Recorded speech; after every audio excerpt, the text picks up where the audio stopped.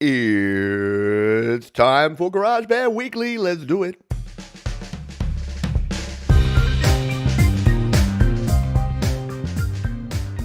Yeah, good morning, good afternoon, good evening, and welcome to GarageBand Weekly for yet another week. Your one-stop shop for all things GarageBand and GarageBand adjacent. We've got a lot to talk about. The rumors of the March Apple events are just around the corner.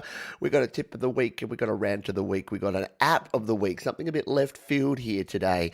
And of course, we've got your questions. We are brought to you today by me, by the studio live today, GarageBand iOS Beginner's Guide. It's available now. It's just $10. You can check it out at studiolivetoday.com/courses. And if you do have any questions, you can just throw the word question in your comment down below as we go through, and we'll stop off and answer any of those questions as we get there. But why don't we kick off now and dive in with the news and notes from the last week. And yeah, it's been a little quiet in the GarageBand front. We haven't had any major updates, any major rumors, any major new packs or new apps or new anything. Probably the biggest thing has been the infiltration of the Swarm apps. So the Swarm brass apps have been very big. Jade Starr's been showing them over on her channel. I think Doug on Sound Test Rooms had a bit of a crack too. A lot of folks are getting into these Swarm apps. They're quite costly, but they're a very good sound. If you're looking for brass sounds in your GarageBand iOS projects, it's kind of become the new standard. Move over, iSymphonic. Swarm is here. So if you want a trumpet, you want a trombone, you want a euphonium, any other sort of wacky thing, bit of French horn in your life, then that's something you can check out. But let's look at the news and notes. So do we have anything this Apple event? So depending which rumor mill you decide to get your news from, you'll either be hearing that there is going to be an Apple event or there's not. You're going to be hearing that they're going to release a bunch of new stuff or they're not. There's a whole bunch of different variables going into here. But let's walk through some of the rumored stuff, and I'd like to hear from you. Are you in the market for anything? Are there any of these products that you would be lining up for, banging the door down over at Apple to get hold of one of these? Spoiler alert, me, not so much. So new Macs, well, no, there aren't going to be new Macs. It's almost a certainty because we only had the brand new Macs in very late 2020. The rumors are, though, that in the next sort of 3 to 6 months, we will be seeing some more Macs with the M1 chip, which is the Apple system on a chip, to be called probably something like the M1X because Apple. So if you've been hanging out for an iMac, if you like the old, all-in-one design iMacs, I'm not a fan. If you like it, though, more power to you. Then they are apparently coming. And the big news is colors. They might be coming in like rose gold and Pacific blue and all those things. So basically just trying to match everything back to the iPad and the iPhone. So again, more power to you, Apple, if that's the way you're going to go. New MacBook Pro with more ports and more cores and more things, and the MacBook Air as well, because the versions we got in the M1 were very much the entry level. Even the MacBook Pro was an entry level version of that MacBook Pro. So will we be seeing some new gear? Not really. Not in the March event or the March release. What else is rumored? Apple Arcade and Apple TV are kind of being sort of meshed together. So there's rumors that if you are an Apple Arcade fan or you like playing games on your TV, that the new Apple TV may be more like a console hybrid, which makes me think, why don't we have GarageBand on that sucker, right? How cool would Apple TV GarageBand be? Big old 60-inch screen, and then you can just have your iPhone and you can be controlling it on your big screen, on your big HD TV. Got to be an option there, Apple. Get off your butt and make Apple TV GarageBand happen. But in terms of stuff that will actually run GarageBand, iPad Pro 2021 is rumored to have to be released with the A14X chip, a mini LED display. Pretty much the same specs apart from that. I mean, the 2020 iPad Pro that I'm using is still amazing, so I don't really know what the need is for more, but I guess more power is better, so why not? And the iPad Mini is the other one that's been rumored. So any Mini users in the house? I know many folks like the Mini because it's a smaller form factor, but still packs a punch. Although here's the thing, the Minis are only 7.9 inch, so I'm really thinking that if they're bringing out a new Mini, it's got to be in the 8 to 9 inch range for it to be relevant. And then it's almost getting up to the 9.7, which the old iPad still is or used to be. So it's weird. Everything's growing. Everything's going bigger. Your phones are going up to like 6.7 inches. Your iPads are going up to 12.9 inches. What's going to happen with the iPad Mini? It's a bit weird. But there's your rumors and air tags. We've been hearing about these air tags. They're kind of the little things you put on your keys and your dog and your valuables, and then you can actually track them using your phone. You can use the Find My, and instead of just finding your iPhone and your iPad and your Mac, you can find your keys and your dog. Anyone lining up for that one as well? Let me know. So that's the news, and not a whole lot there, to be honest. Nothing really, but yeah, just thought it'd be interesting. And whether we see, in March, Apple do different things. Sometimes they do events, sometimes they just do online launches, so don't be surprised if you wake up in a couple of weeks and boom, there's a brand new Apple ad with a bunch of products in it. They've done that before plenty of times. Wouldn't be surprised if they do that again. And yes, I did say do. Hello to the folks who are here live. Once again, if you've got any questions, you can throw them in the chat. Just put the word question in front. We've got SM Borthwick, Rob Crusoe, Desla Morning, Bubba, Tom Rochelle, Joe, Glenn, Mark, Andy, Joey, Gary, everyone, JD. Hello to everyone paying to get. Bubba, I think I said you already, but I hope you are doing well. And thank you for the birthday. Saga, hello to you. Thank you for the birthday wishes. Yes, it is my birthday. At least here in the future, it's my birthday. 1st of March. Cheers to that. I am now the answer to life, the universe, and everything. If you know that reference, you now know my age. I'm an aged man. Let's continue on because we've got a heap more to talk about here in the show. And we're going to talk about a feature topic, which this week is, how do you manage your files in GarageBand? Yes, it's a interesting topic. I get asked about it a lot. There's a simple answer and then there's a more complicated answer. So we're going to start with the simple answer, and that is iCloud Drive. Now, it's a simple answer, but it's also an expensive answer. So when you're talking about storing files, either on your iPhone or iPad, on your Mac, even on your PC, then you need some sort of backup solution. Now, traditionally, backup solutions have been like an external hard drive, and then you've had to make sure you always have a copy in at least 2 places. Because remember, 1 copy is not a backup. 1 copy is the file. 2 copies is a backup. So that's kind of first principle here, is that if you have something that is in one place, it is vulnerable. So don't offload. A lot of people do this. They offload a bunch of stuff from their iPhone or iPad to an external drive, and then they delete it from their iPhone or iPad. That is no longer a backup. That is just having something in one place. And if that one place goes wrong, then you're SOL, which, as we know, means sort of out of luck. So what is my recommendation? Well, it's to have some sort of cloud storage. So for me, the cloud storage of choice is iCloud Drive. That's what I go with. Let's just share my screen here. So iCloud Drive, Apple give you 5 gigabytes, a very generous 5 gigabytes of storage for free. And you can store your GarageBand projects on there, but you also need to use that for backing up your iPhone and your iPad and everything else in between. I find that doesn't really work for me, and I actually do pay. Yes, it's not cheap, but it is, in my view, it is a worthwhile investment, because here's a look at some of the prices that you have to pay in various parts of the world. I'll link this down in the description so you can check this out, but this is the iCloud storage plans and pricing. So it's not a very user-friendly page here, by the way. You have to kind of jump around here, but if we go to the US, which is where I know many of you are, for 99 cents a month, you can get yourself 50 gigabytes. Now, that's not bad. If you just wanted to back up your bare essential settings on your phone and you wanted to back up, say, a bunch of GarageBand projects, you got 10, 20, 30 gigabytes, you're a casual user, that might be enough. $2.99 a month gets you 200 gigabytes, and that's more in the ballpark. If you've got a 128 or 256 gigabyte phone or iPad or multiple, or you've got a family with a multitude of products, then you'll probably need something more like that.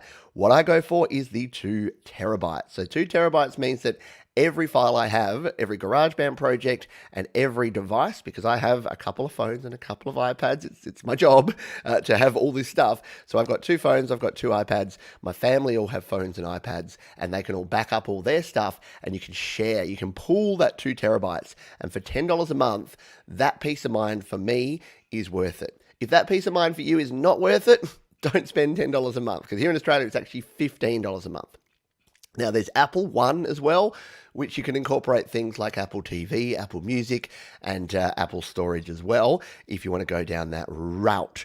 But what does that look like in terms of how you actually store your stuff here on your iPad? Well, I'm glad you asked, because I'm going to show you, except that I've lost not my Mojo. My Mojo's still here, but I've lost my screen. Just in case you don't believe me. There it is. We're just going to bring it up. There we go. Boom. I'm just going to plug back in my audio interface so that we can do some fun GarageBandy stuff later. Oh, it's gone off again. Okay. We'll try this one more time with feeling. We might have to go soundless, or at least just use the sound coming through AirPlay, which will be fine for this purpose, and we'll fix the rest of it later. All right, so here's what we're talking about when we're talking iCloud Drive. Everything I have is stored in this little land here. So here's all my GarageBand stuff. Here's all the different folders I have for my in progress, my completed, my ideas, my tutorials. Everything is all in here, including a bunch of stuff in this main file folder that shouldn't be there. Let's just do a bit of a cleanup here. We don't need any of this stuff. Yeah. So you can store everything here. So we're under locations. You're in iCloud Drive. GarageBand for iOS. I also have this folder, which is my Studio Live Today folder. Yeah, so everything that I need for Studio Live Today, all of my different audio files, all of my different video visualizations and stings and little bits and intros and everything, that all goes there.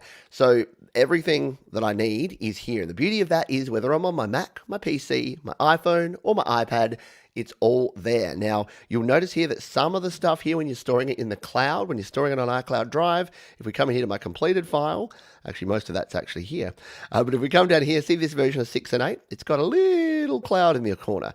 That means that it's in the cloud, but it's not on this device. So if I wanted it on this device, I just tap on that one. It'll actually go away and it'll download it. So you can see there, downloading 6 and 8.band. It'll do the little thing. Once it's actually downloaded, boom, it'll open it on up and we'll be good to go there. While I probably shouldn't have done that, because now I'm opening a 300 megabyte file from iCloud. But while we do that, let's jump over and look at some other options here, shall we? Excuse me a moment. There we go. All right. So the other options you have are things like Google Drive. So if you don't want to pay the extra money here for iCloud Drive storage, Google Drive will give you up to 15 gigabytes for free. So you can use a combination of this stuff. So you can copy your stuff over to Google Drive, and then it is actually saved in another location. That's the key here again. Remember, you want things in multiple locations. Now, if it's on the cloud, that kind of counts as multiple locations, because you can download it and you can have it synced on your device and it can be in the cloud at the same time. So I use a lot of Google Drive. I use Dropbox as well, which is another option. So dropbox.com. You can see here, every time I go into Dropbox at the moment, it's asking me to compare plans because it's saying, Pete, you're actually all out of storage space here, buddy. So I can do this. I can go and compare the plans, and you can see here it's similar sort of prices, yeah? So if we go to the personal or the family one, up to 2 terabytes, it doesn't actually tell me the cost. That's handy. Thanks, Dropbox. Oh, it's right down the bottom there. And they have a convoluted one, which is $323 per year or $31 a month. So you can see that the Apple iCloud, again, for that same 2 terabytes that you can share with your whole family, is actually a pretty good deal. Because if you buy it through Dropbox or Microsoft with their OneDrive or Google Drive, it'll end up costing you quite a bit more, and you don't have the benefit of having it integrated into your devices. Speaking of your devices, let's go back to here. We're still doing. I think you understand the concept there, so we're going to X out of that one. Now, the place where it's most dangerous to store your stuff is this one here, on my iPad or on my iPhone. Reason being, if your iPhone goes for a swim in the toilet, your iPad gets lifted by a horrible person that comes and steals it out of your house, you lose. It's all gone. Not backed up anywhere. So if you've got it stored just here, you can see I've only got a little bit of stuff in here on my iPad location, and it's just stuff that that I don't care about, that I'm just working on at the time. That's what goes here. Some of your app storage will go in here as well, but you'll notice I don't have any custom folders. Nothing here is shared. Nothing here is stored. The other cool thing is if you're using things like Google Drive and Dropbox, you can have them integrated right here into your Files app. So that's super handy. You can just come in here and have access to your Dropbox and your Google Drive right within Files. So that makes it easier for you there. So it's pretty simple, it's pretty basic, but I do get asked questions about it a lot. And I just wanted to cover off in a little bit of detail here to say, what do I do and what options do you have? So to rehash, number one option, if you want to do it completely free, grab yourself a USB drive, do it old school, plug it in and copy across your stuff. If you want to spend a little bit of coin but have the convenience, then for $10 US a month, you'll get that 2 terabytes. And again, I'm not affiliated in any way with Apple, so whether you do that or not, doesn't affect me. Or you can use something like Google Drive or Dropbox. The one final tip that I will give you here is that if you are trying to store your GarageBand projects, whether they are Mac or iOS, because we focused on iOS here, but it's exactly the same for Mac. Some platforms, like Google Drive, do not support the .band format. If you're using either USB drive or you're using iCloud Drive, you're absolutely fine. But the problem is, if I wanted to, say, copy this project across, this acoustic jam project, if I just tried to grab this and drag it on across and chuck it into Google Drive, it'll work, but it won't. Because then when I go to open it or download it again, it'll actually fail. So if you are looking to, did I actually copy that? I think I tried. I accidentally did actually copy it. It'll fail because it'll copy it across. So all you need to do with that, all you need to keep in mind is zip it before you ship it. I think I might have to get a website, zipbeforeship.com. But if you zip it before you ship it, then you'll actually be able to open it. So all you need to do to zip it is hit the select button, tap on the project in question, hit the more button in the bottom right corner, and tap on, oh, see, it's going to make a liar out of me now, isn't it? Why can't I compress? I'm in GarageBand, am I? I'm in the garage. There you go. There's a trap. I did that on purpose to show you that you can't compress within GarageBand. It looks exactly the same, but you can't do it there. You've got to go to your Files app, which looks the same, just to fool you. And then we go into GarageBand again. Let's find that same one that we had. Ideas, select, tap it. This time when you hit more, boom, you got the compress option. So we hit compress, it zips up that file, and it sits there waiting. You also might notice that little cloud icon, the one that's not got the little down arrow, means that it's uploading to the cloud. As opposed to downloading, it's uploading it to the cloud as we speak. So that means that you'll have it on your device here, but it will also be saved in iCloud storage, which is a pretty safe thing. I touch wood. Fingers crossed, I haven't had any issues with iCloud Drive storage. I haven't lost anything major. If anything, it is too conservative in that every time you sort of update something, it creates multiple versions because it's like, oh, we don't know if this change was meant for this version or that version, especially if you're sharing files. So that's probably the biggest pet peeve, but it actually saves you because it means instead of overwriting changes, it will always save a backup version and then create a new version. So it will protect you from yourself, and we all need a bit of protection from ourselves every now and then. Let's jump in because I think I saw a couple of questions. I did see a big long question from someone here. I'll scroll back up. It was from Johnson. Says, please let me know one thing. Here we go. Let me know one thing. I have an iPhone 11 and a UR44 interface. Problem is when I do live stream, sound is way too much low after recording. Why is that? What's the problems? But sound is so nice. So volume being too low on the UR44C and an iPhone 11. It's usually to do with your microphone and the gain setting that you have on your actual mic, so on your interface. So with the UR44C, just make sure that you do have the input gain on the microphone set at the right level. So when you're doing your gain staging, when you're setting up your microphone, when you're looking at it, so say you're recording, you should be hitting between 50 and 75%. If your gain is too low, it's going to be too low. Now with Steinberg, Focusrite, Presonus, M Audio, doesn't matter. What you can find is with some dynamic microphones that don't use phantom power, that you don't get a very strong signal. Now that's okay for recording because you can just boost it up in post, right? You can just put it in, and as long as you're recording a nice clean digital sound, even if it's down at 25%, then you can just turn that up. And because digital, you're not going to get increased signal to noise ratio. It's not going to get you a whole bunch of noise and interference and hiss. You'll be actually okay. But Yeah, it can be hard because the preamps are not super powerful. If you're using a dynamic mic, something like a Shure SM58, sometimes you're not going to get a very strong signal. And that means for live streams, it's a little bit of a pain. It's one of the reasons, even though a dynamic mic's probably going to be better for this room because it's not treated, I use a condenser mic. This looks like a dynamic, but it's actually a handheld condenser mic. And I use that because it just gives me a little bit more gain being pushed in through the preamp on my mixer here, even though my mixer has trim and gain and a compressor and all those things. I just find that I get a more balanced and more consistent volume of my voice using a condenser mic. So that may be the other thing to consider if you're using a dynamic microphone.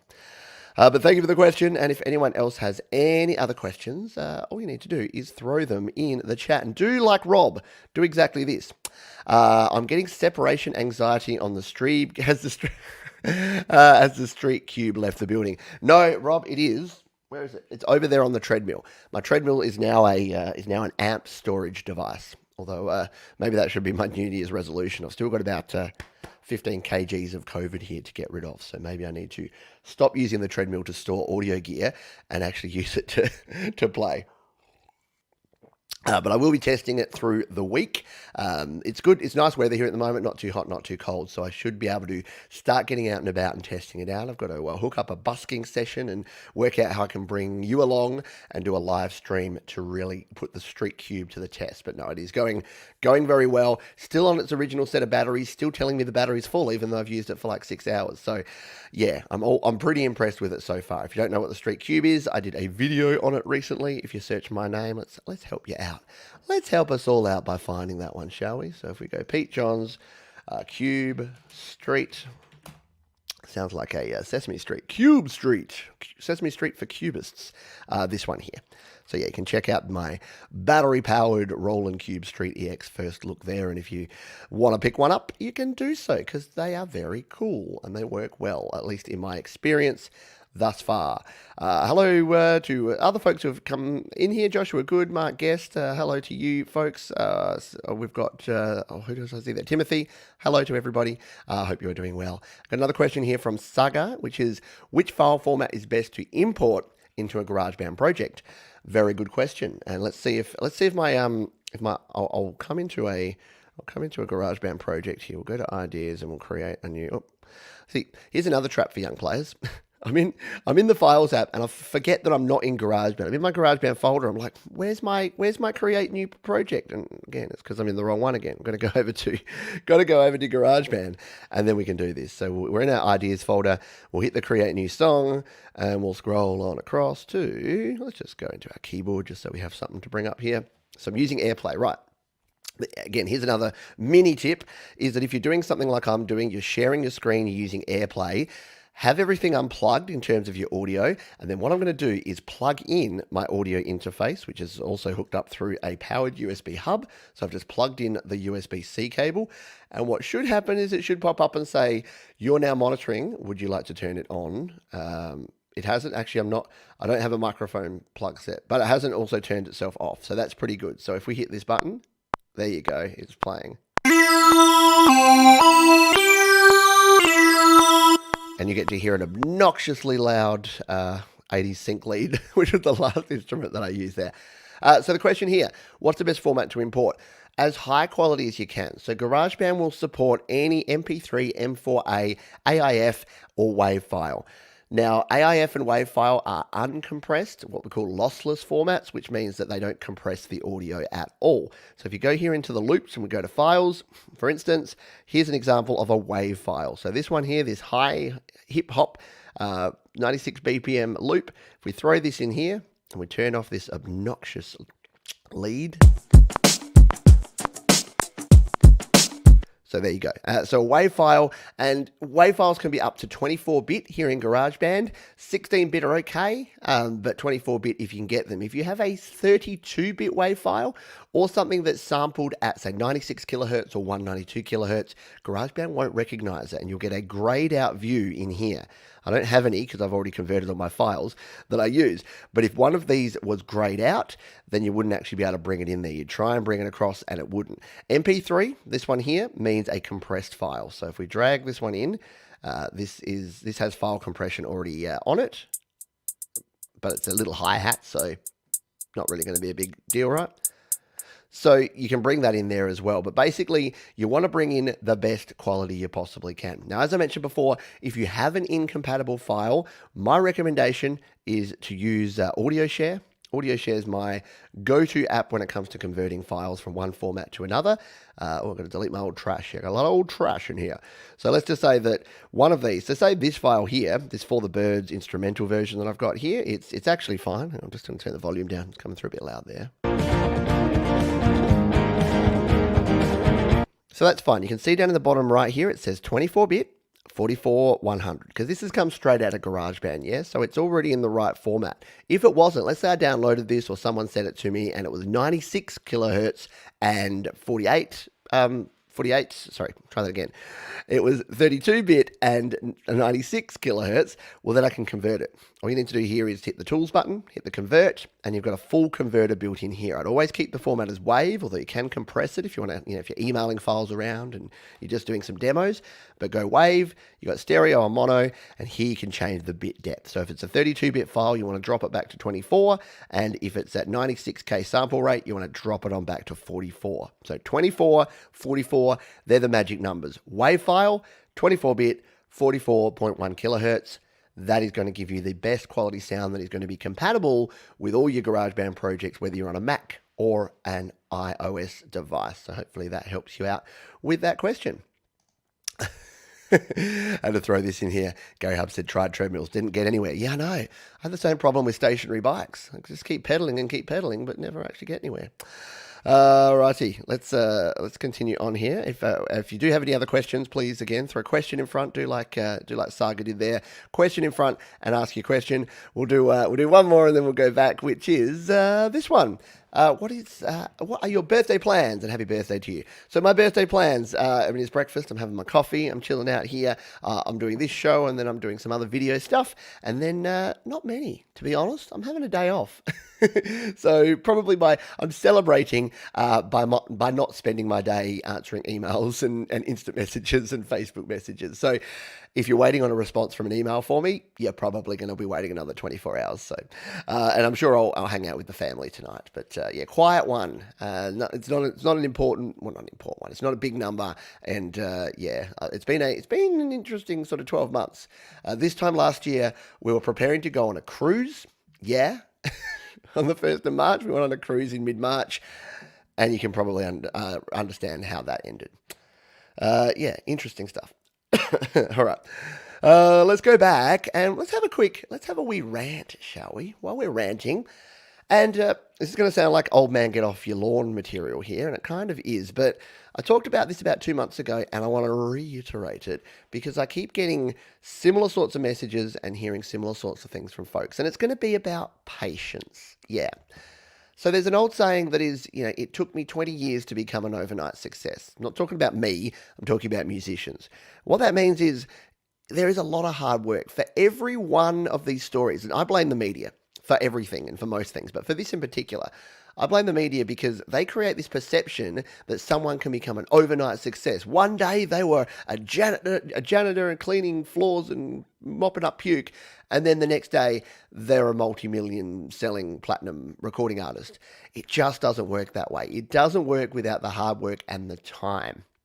And when I'm talking to a lot of artists and up-and-coming artists and people producing music, not everyone, but a lot of them seem to be in a really big hurry. They're rushing. They just want everything and they want it now. Like, how do I get famous? How do I get my sound out there? How do I get in touch with all these developers? How do I get on Spotify playlists? How? You know what the answer to all those things is? One, hard work, continuing to create, record, and release music. You can't just get one song. Your first song is probably your worst song. Remember that too. Hard work, getting your songs out there. And then number two is patience, is having the time to do the work, to put in the work. I've said it a bunch of times, but social media is a two-way street. And a lot of people just think that, the more I just put my stuff out there, the more times that I just go and post my link and say, hey, check out my Fire 100 beat. I know I say that a lot, but it's because I get it a lot. And it's not going to work. There is too much noise. Here's the thing. Here's the problem, right? I'm going to make you really depressed and then I'm going to make you really happy. The problem is the barrier of entry has been lowered so much that there is a massive amount of competition. There is noise. There are so many people creating so many songs and so much music that you have to be different to cut through. The good news is, why is that a good thing? You don't need PR marketing. You don't need a label. In fact, I'd suggest you don't have a label. That can go very pear-shaped very quickly. You don't need all the tools. You don't need the studio behind you. You need this. You need an iPhone. You need an iPad. You need like a cheap microphone. You just need to get started. And I see the same thing and I hear the same thing over and over again. And I think to myself, if you spend as much time just working at your craft, creating new songs, songwriting, recording, mixing, mastering, arranging, sharing, getting feedback, as you do complaining about why you're not becoming a success, guess what? Something weird will happen. You'll become a lot more successful along the way. And yes, I say this out that way, but I'm also saying it in this way because I'm an impatient person too. And sometimes I want things and I want them now or even yesterday, but it don't work that way. And again, if I'm trying to do something for myself, which is to focus 80% of the time on the things I can control, 20% of the time on the things I can influence, and big goose egg. That's how much time I'm trying to think about the things that I can't control. So can I control what other people do? No. Can influence it, can't control it. So why am I worrying about it? What is my concern? All I need to do is keep creating music that I like, that I enjoy, sharing it with people, getting feedback, improving. Again, I say this a lot, but I haven't come across anyone who starts recording music and then 2 years later, after doing song after song after song and getting feedback, is worse than they were when they started. You're going to be better, yeah? So don't get so frustrated when your first song goes out there and it just falls flat. Or your third song, or your 33rd song. Keep going. Keep creating. Wayne Gretzky, hockey player, famously said, you miss 100% of the shots you don't take. So if you only take one shot, Eminem was wrong. You don't got one shot. You got unlimited retries. Keep trying, keep going back to the well, and you just never know what's going to happen. I think I did see, yes, here, Mr. A. Thank you very much for the donation. Thank you very much for your kind donation. Without people like you, hang on, I've got a new joke. Without people like Mr. A, we wouldn't be able to keep the lights on around here at Studio Live Today Studios. In fact, it would look something like this. But thanks to kind folks like Mr. A, we can keep the lights on, and you can keep seeing me, and we can keep chatting and talking about GarageBand. It's a bit lame, isn't it? Sorry. If you're new to the channel, we've been doing that joke for a while. It's not funny, so I can't even really call it a joke, but it's a bit of fun. Yes, Wayne Gretzky, the great one. Let's continue on and go to our tip of the week. So again, if you do have questions, we've still got about 25 minutes to go. So if there's any more questions, I will keep an eye peeled on the chat. And then if you do have a question, just throw a question in the chat and I will answer that. Thank you, by the way, to Russ, who donated to the channel via PayPal overnight. You can, of course, do that as well. There's links down in the description. You can become a Patreon and you can do a PayPal donation. So if the super chat thing isn't your thing and you want to make a one-off donation, feel free to do that. But again, no obligation. In fact, if you want a free way to support me, hit the thumbs up button, subscribe to the channel, share this with someone who you think may dig it and may be a GarageBand fan themselves. All right. Tip of the week. What I wanted to do something fun today. Heads up who likes fun. Hey, I like fun. So fun stuff is fun, and I'm going to do something that I'm trying. I think I need to see if the website's free, but I'm going to try some loop roulette. So we talked about this concept on a show recently, and I said at the time, I really need to try that one day. I need to try and just see what would happen if you just got 3 loops and just put them in, and then you had to build a track around it. So I thought we'd play some loop roulette here today, where we're just going to spin the wheel up through all the Apple loops. I've got every pack here downloaded. We're going to spin the wheel and just see what we come up with. Because sometimes, you know what, you're sitting here, you're looking at this screen and you're like, what do I create today? What do I make? We've got a block. You've got some writer's block. I think this could be a fun way to solve that. So let's come over here. Let's grab our audio recorder. There it is. We're going to turn on monitoring. That's cool. And let's add some loops, shall we? Let's just do some loop roulette just for fun. We'll make this 16 bars just so that we have a little bit of extra space here. 16 bars. All right, and then we'll hit our loops.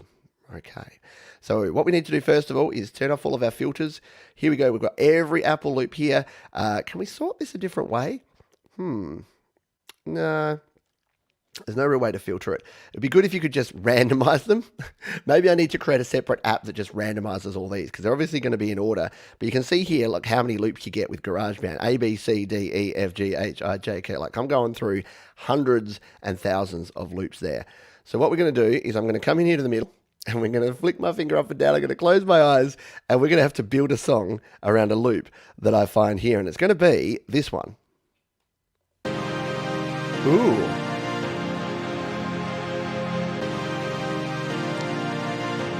Right, we're creating a bit of a summer anthem here, yeah? And by the way, thank you to Tom, who gave, which one was it? Was that one, was it? Yeah. Who gave me the tip here. You can turn your volume down when you're previewing your loops. If you have it up here, it blows your head off. So turn your loop volume down when you're previewing your loops. All right, so I guess we're getting a summer heat synth pad as our first loop. So we're going to build around this.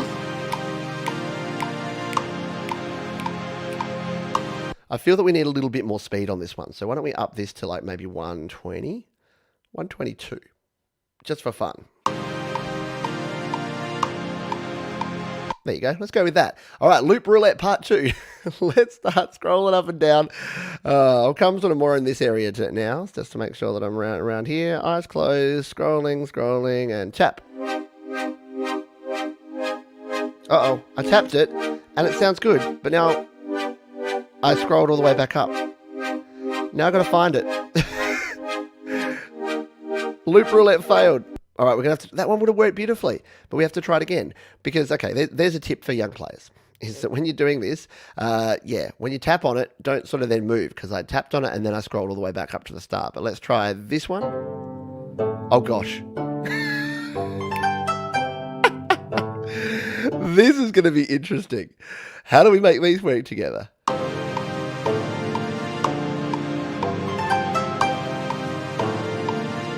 Oh, we got different. Oh, see, this is going to be fun, isn't it? Let's add our third one and hope that we get something that's got a little bit of,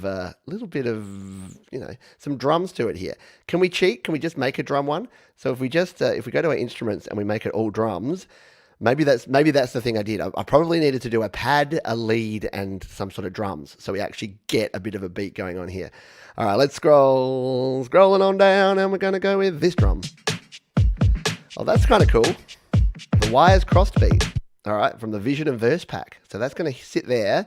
What we just needed, we need to get this Guzeng working in there. That's going to be interesting, isn't it? So if we got these two.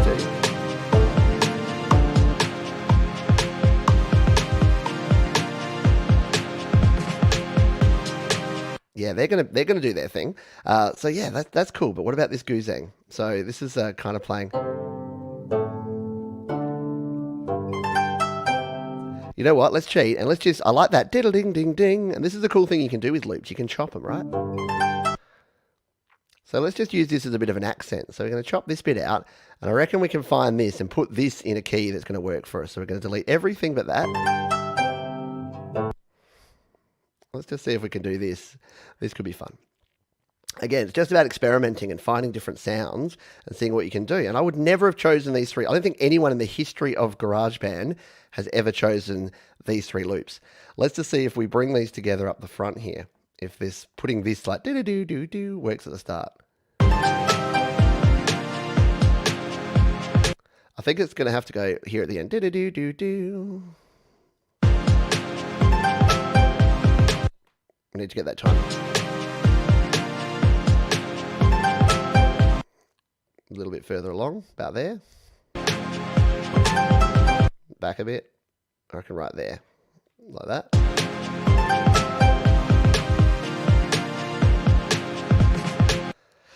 Yeah, so the Guzeng might have to go. Maybe we roll it up. Maybe you get some mulligans. So maybe you don't use that at all. But let's just see. Because the other thing we can do is we can like warp this. So what if we like went something funky, like just made this really slow and like just made it swimming in. In fact, we'll lower it too.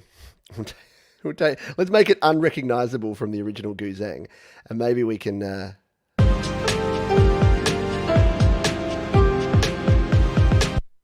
maybe it needs to go even lower, like maybe... Oh, no, it can't go lower. Maybe if we change it up to there. It's sounding even worse, isn't it? So yeah, maybe what you do is you get a mulligan. So if you're doing 3 and 1 just doesn't work, you get to go again. So let's just try it one more time with feeling, just for fun. I don't know. I'm having a good time with this, and I think you should try it. I think everyone needs to go away and do some roulette. All right, eyes closed. Oh wait, we're still in drums, aren't we? We don't want. Oh no, we've got everything. No, we'll go back to everything. In fact, why don't we try and find a bass? Let's just cheat and go with all basses. All right, let's find a bass by going up and down and up and down. Where she stops, nobody knows. Boom. This one.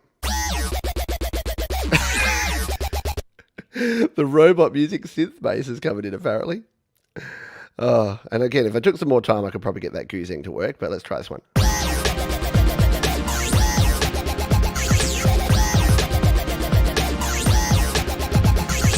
So yeah, again, and I think you probably wouldn't have that going all the way through, but that would sort of kick in after the first 4 beats. So we can bring that back again. So you got your first 4, and then you can...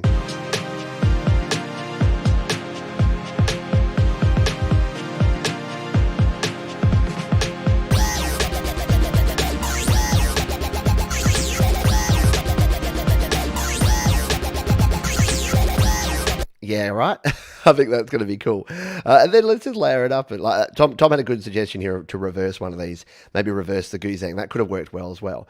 But let's then we can just like start putting some melodies in here. So now you can start using your creativity, right? Because now I'm hearing like a lead sound here. So if we come in here to the Alchemy synth, let's just find a lead sound that I know might work well here. Maybe something like the blue laser from the Flex and Flow. Something like this could be cool, right? So let's just hit the button there and we'll play something in.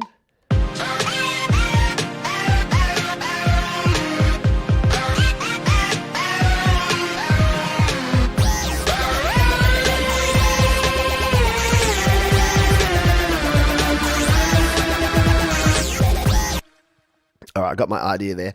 So we'll do this from the start. So 1, 2, 3, 4.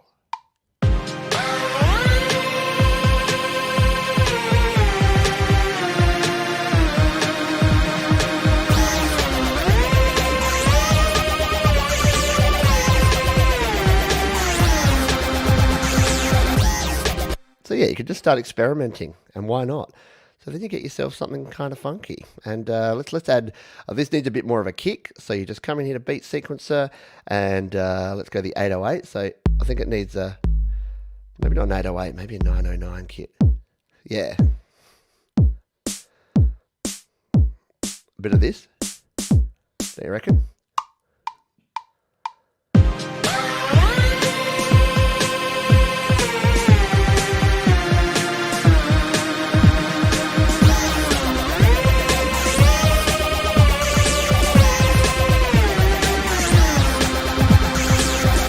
There you go.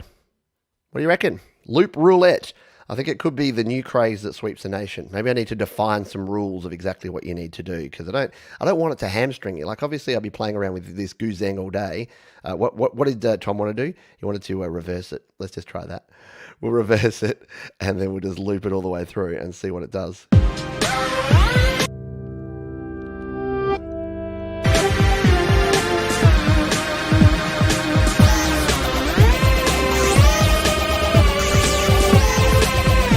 Okay, it doesn't really work. But if you had that low down in your mix, right, that could just be like a nice pad.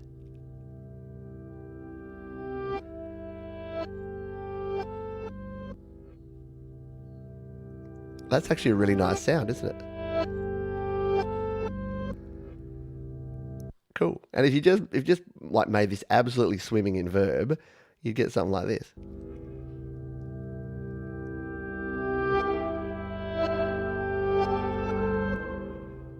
Bring it back in.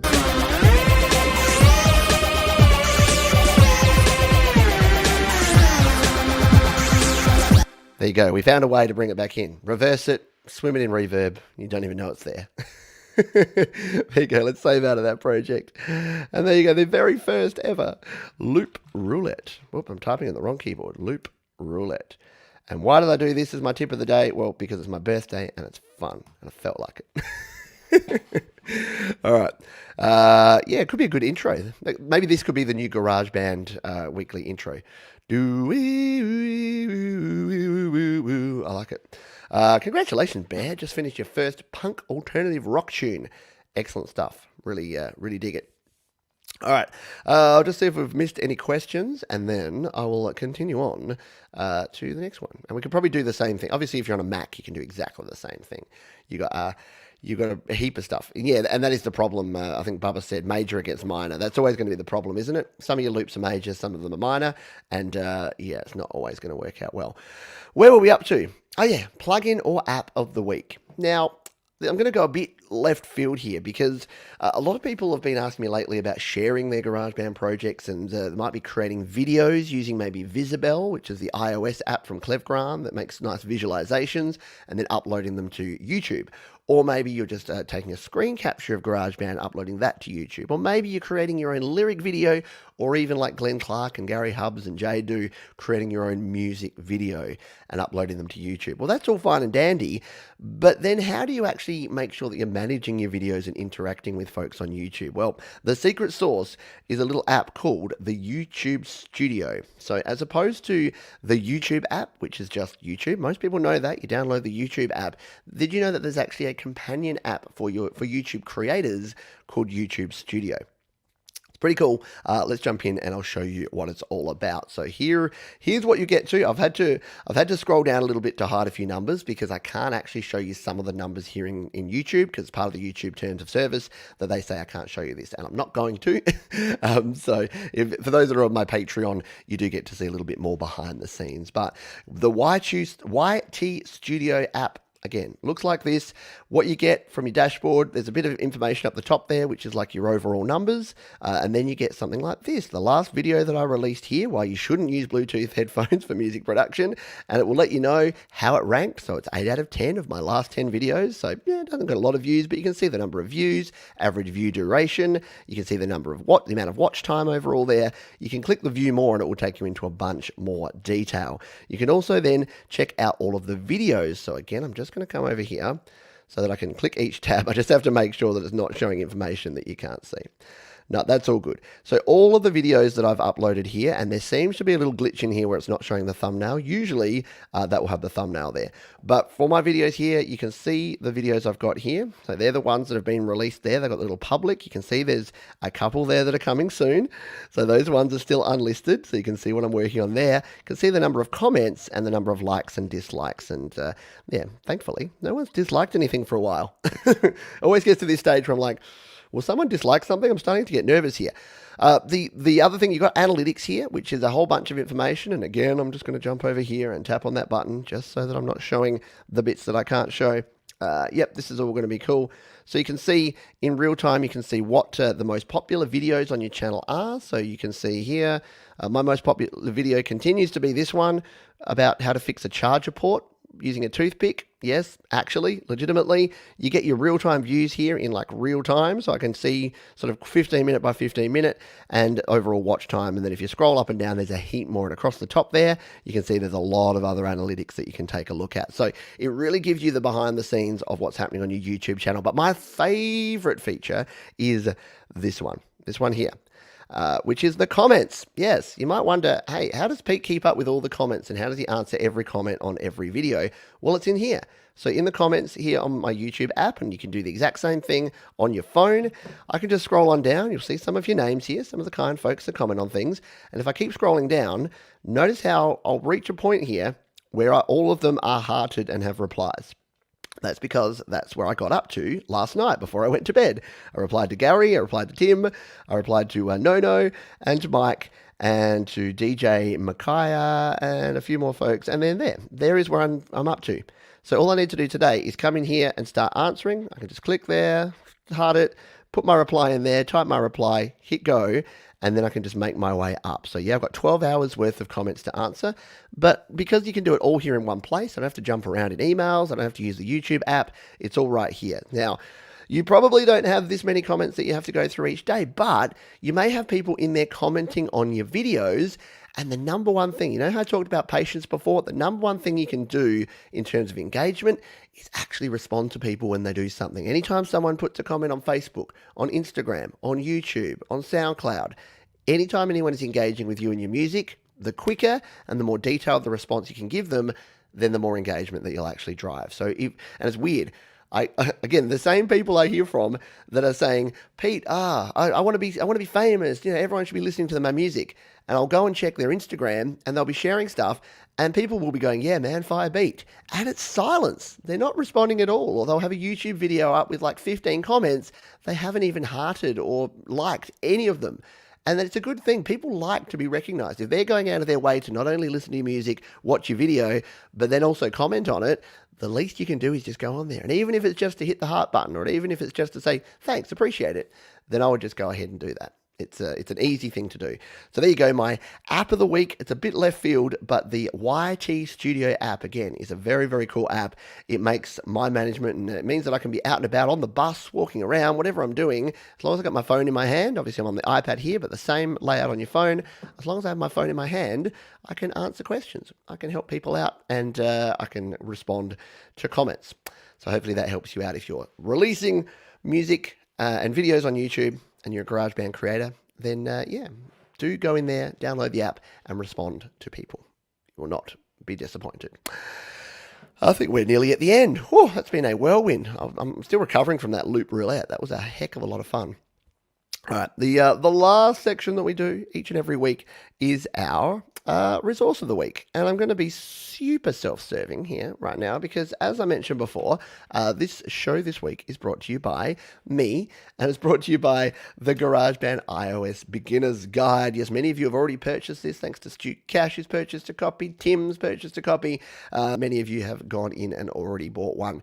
And it is $10. So $10 if you are starting out with GarageBand, if you're a GarageBand beginner, or if you are even an intermediate or even an advanced GarageBand user, then you can jump in and you can download. You can get the guide, and you can use it in any web browser. You've even got the app. So there's the Retrieve app that you have here. I'm just bringing it up over on my screen here, so that's why I was getting distracted. Over here, boom. So there you go. You've got the GarageBand iOS Beginner's Guide. Again, $10. And if you're starting out with GarageBand, or if you know someone who's starting out with GarageBand, if you want to share the love of GarageBand and you want people that don't want to have to wade through the 1,000, I think I'm up to about 1,400 videos here on the channel, then this is a hand-picked selection of 20 videos. They're all got full transcriptions. They're even transcribed in Spanish and French. So there you go. There's no reason, regardless of where you are in the world, there's no reason not to check it out. And like I said, I've priced it super cheap so that it's accessible. All the information is still available here on YouTube. Don't forget that. If you don't have $10 to spend, that's cool. You can find all this stuff here. It's not exclusive content, but a lot of people have come to me and said, Pete, I just want to learn GarageBand, and I want to learn it as quickly as possible, and I don't want to wade through. I love you, Pete, but I don't want to wade through your channel. Fair enough. You got an option now. I've put it all together here. And yes, I am working on the reason you go to studiolivetoday.com/courses is that we'll build this out. We'll have a complete song course, an intermediate and advanced course. So we're going to work out that way, whatever level you're at and whatever information you're looking for about GarageBand and mobile music production, you're going to be able to find it. Mr. Dan G. Harmon, I hope you are doing well, my friend. Always good to see you here in the chat. I think I've said g'day to everyone, and I think we've answered all your questions. I'm just going to scroll up and do one final check before we put ourselves to bed, or for me, I get up. Saga seems to have a question here. We'll answer this one. Saga says, I couldn't change the thumbnail for my latest video after I uploaded it from my Android phone. I tried everything by the book, and I found that many people had the same problem. That's a good question. One moment. A good question. And if all else fails, so if you've been using the YouTube Studio app, like so here in the YouTube Studio app, you should be able to go to your video and actually tap to change it. Even on the Android version, it's very similar. So when I was creating the video that I shared last night, I came in here to the edit mode. I should probably put this up there. But all you need to do here is actually tap in the top left corner, and that will go in, and you can either select from 3 thumbnails on your video. Oops, I think I just changed it. Or you can upload a custom thumbnail directly from your camera roll. So that is one way to do it. If that fails, because sometimes it does, what you need to do is go to Google Chrome. So get the Chrome browser, and then when you go here, go to youtube.com, but you can't do it from the mobile version. It's a bit of a pain and a bit of a hassle. But what you can do is in here, and you see how I've got youtube.com here, but it's actually the desktop version. That's because I've tapped in the bottom right here, and down the bottom here, I've said request desktop site. You can't really see it there. There it is. Request desktop site. So request the desktop site. That'll give you this version. You then tap in the top corner and go to your YouTube studio, and it will drop you into basically the full desktop version. So I'll just see if I won't show you here, but I'm in the full YouTube Studio version here. There, you can show it from afar. It's got a whole bunch of stuff there. If you zoom in on that and you can see the data, then you're doing well. So you can actually do that. Then you can go in and edit it just like you would on a PC. And in fact, if you are a mobile creator and you're looking for tips, my man Dean Nimmin is the guy to go to. DEENIMMIN. He does everything Android, everything iOS, to do with video editing, to do with video sharing, creating, all the stuff. So Dean Nimmin is the man to check out if you do have other questions there. Alrighty, we are done here. If you do want to continue the fun, there is more stuff that you need to do, and that is head over to Jade Star, because she's about to do a how-to app on the FAC Altezza, which I've never played with. FAC, Fred Anton Corvest, an amazing iOS app developer. He does the FAC Maxima, one of my favorite plugins of all time. You got drums, and they're a bit dry. Chuck the Maxima plugin on them. Trust me, they will just come to life. So I'm interested to find out what the FAC Altezza is all about. Go and have a play with it. There you go. Sion's got it right. The sponsor of this video is the like button. Be sure to visit it. Exactly. If you don't want to go buy the course, then you can do, and you want to do something for free, then you can hit the like button, and that will support the channel. Thank you everyone for being here. Thank you for all the birthday wishes. Thank you for everyone for all your contributions, your questions, your support over the weekend. That is going to do it for me for this show and for this weekend, but we will be back. We've got a bunch of stuff planned, some really fun and interesting stuff happening this week. So keep an eye on the channel. Go to studiolivetoday.com, become a Patreon, patreon.com/PeteJohns. If you want to, don't forget YML, our awesome flagship independent music show, Your Music Live. If you've got a song to submit, studiolivetoday.com/YML. We do have about a 3-week backlog because so many people have got so many cool songs to share, but we will get them caught up. Thank you, folks. As we say at the end of every show, please be kind to yourselves, be kind to others, and keep creating. Rock on, folks. See you real soon.